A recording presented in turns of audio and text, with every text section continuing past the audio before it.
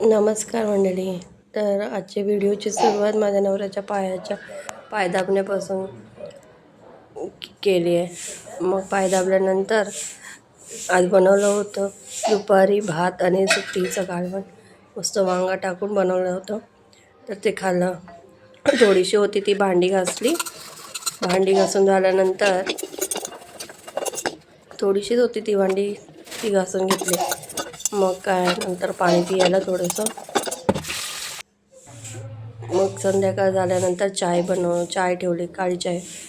आणि त्याच्यानंतर माझी मुलगी उठली तर तिच्याबरोबर खेळत होती. आज जरा ॲक्टिव्ह होती, नाहीतर काल तर सीजरच येत होते. तर चाय उकळल्यानंतर चाय टाकली.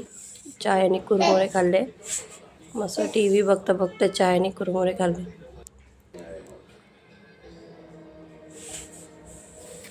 आणि माझा मुलगा झोपलेला आहे.